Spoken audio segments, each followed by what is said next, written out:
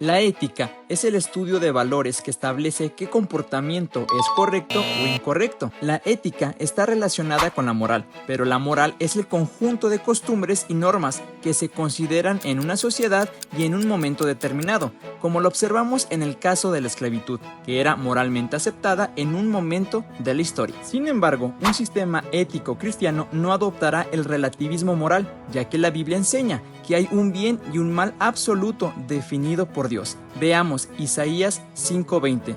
Hay de los que a lo malo le dicen bueno y a lo bueno malo, que hacen de la luz tinieblas y de las tinieblas luz, que ponen lo amargo por lo dulce y lo dulce por amargo. En resumidas palabras, la moral describe lo que la sociedad considera bueno o malo en ese momento y lugar, pero la ética es la que establece lo que realmente es correcto, independientemente de las culturas o épocas. Es decir, lo que es ético debe ser válido en cualquier lugar y en cualquier tiempo. La ética cristiana es todo el estudio que conteste a la pregunta: ¿qué nos enseña la Biblia en su totalidad sobre los actos, actitudes y rasgos de carácter personal que reciben la aprobación de Dios y los que no? La ética cristiana es mucho más que simplemente seguir un listado de reglas.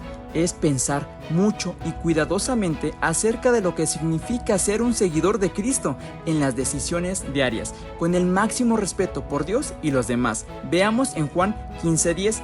Si obedecen mis mandamientos, permanecerán en mi amor, así como yo he obedecido los mandamientos de mi Padre y permanezco en su amor.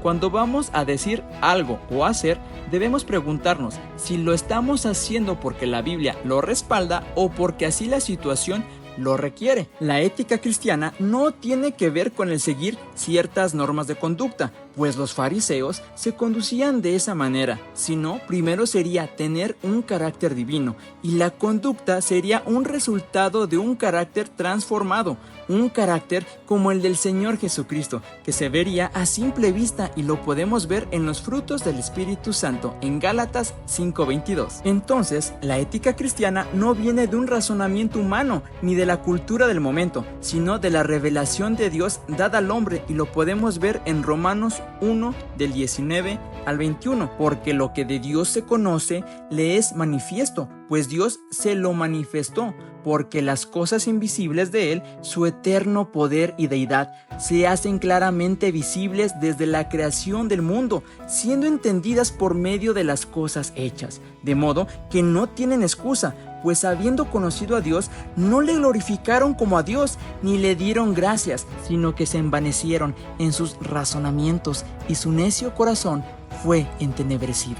No obstante, para cumplir los mandamientos tenemos que saber cuáles son y entender cómo se aplican a nosotros hoy, incluyendo su trasfondo en el Antiguo Testamento y su explicación adicional en las epístolas del Nuevo Testamento. En el estudio de la ética cristiana, las epístolas también dan instrucciones a los lectores. Veamos Romanos 12:2. No os conforméis a este siglo, sino transformaos por medio de la renovación de vuestro entendimiento, para que comprobéis cuál es la buena voluntad de Dios, agradable y perfecta.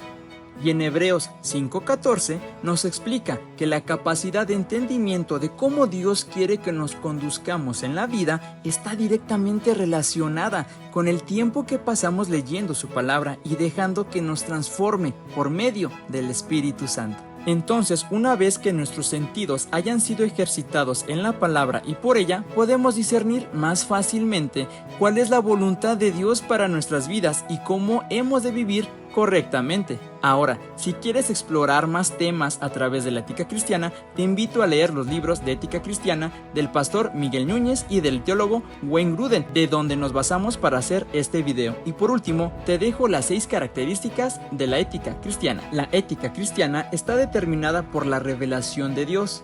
Veamos. La general, que es a través de la naturaleza y la conciencia humana. La especial, como la Biblia y el Señor Jesucristo, en el cual somos salvos. La ética cristiana es deontológica. Esto quiere decir que está directamente relacionada con el sentido del deber, contrario a las ramas de la ética, que no están centradas en el deber, sino en el fin. La ética cristiana es prescriptiva porque determina aquello que debemos hacer. La ética cristiana tiene el carácter de Dios como su más alto valor. La ética cristiana coloca la palabra de Dios como la base para medir nuestras acciones. En la ética cristiana estamos llamados a rendir cuentas a Dios.